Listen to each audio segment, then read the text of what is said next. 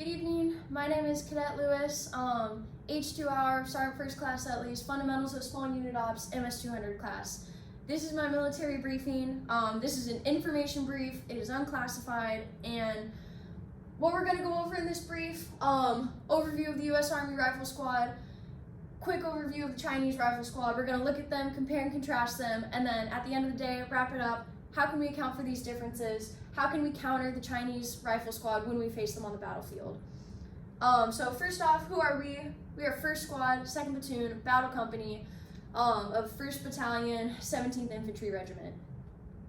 And first we're going to go over the composition of the U.S. Army Rifle Squad.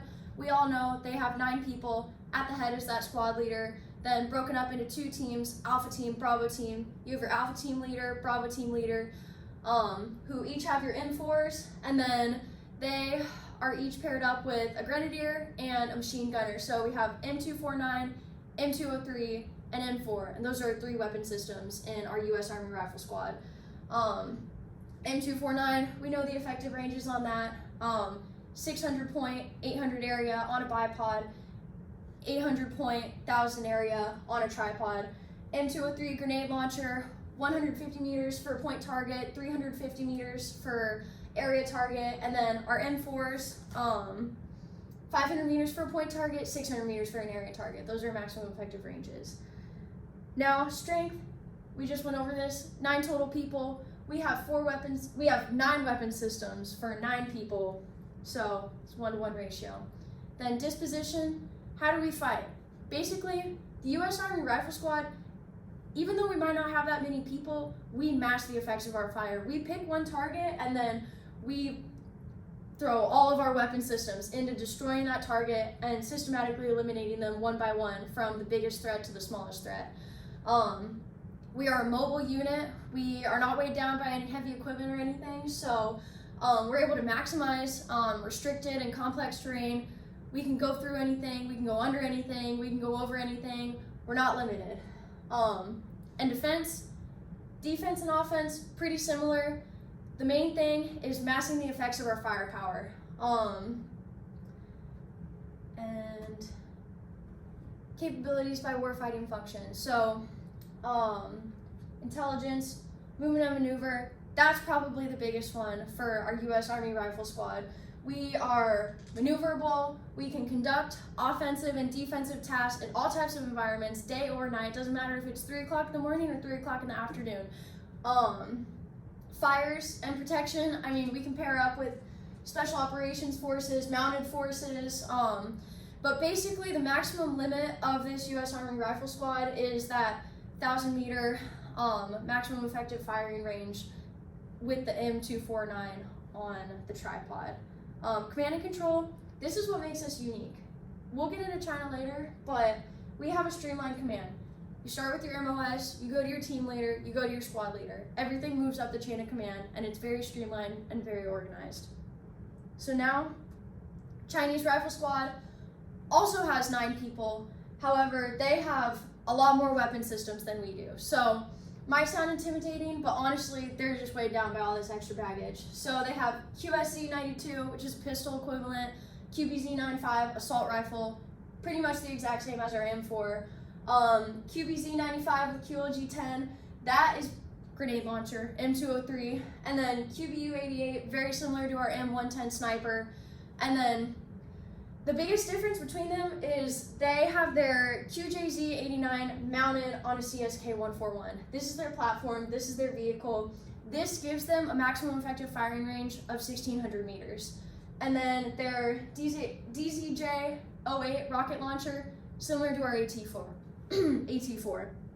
And then basically, they're broken down pretty similarly where they have a machine gun team and an anti-tank team. So this is very similar to how a typical U.S. Army weapon squad looks. And then headquarters, they have their squad leader, assistant squad leader, and a driver.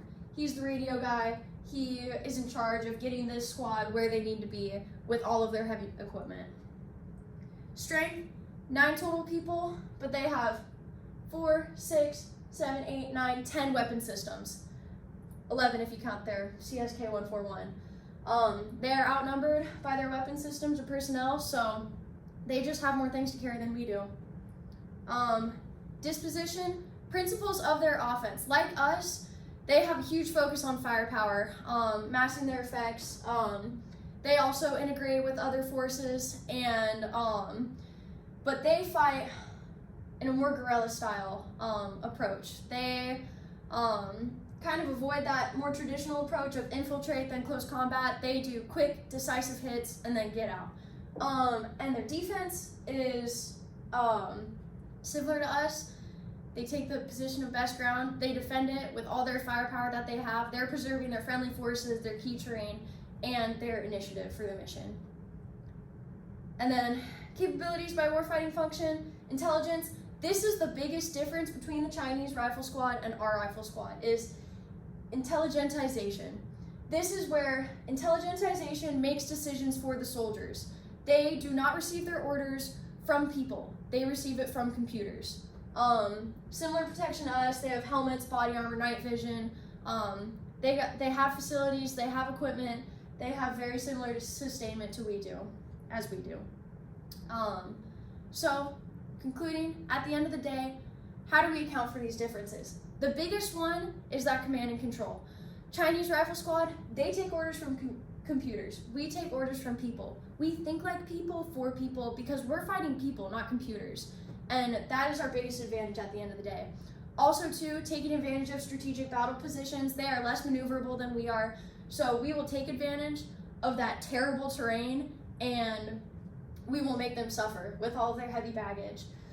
Also, too, something we could do, their main asset is their QJZ-89. That has their biggest maximum effective firing range, so destroying this is our #1 priority when we have to face this squad. So, I mean, something we could look at is potentially integrating a Javelin, swapping them out with either the Grenadier or the 249, because Javelin has maximum effective range of 2,000 meters, which is greater than 1,600. So we can attack them and hit them sooner than they can to us. So, thank you for listening to my brief. I hope everybody has a good rest of your night, and that's that.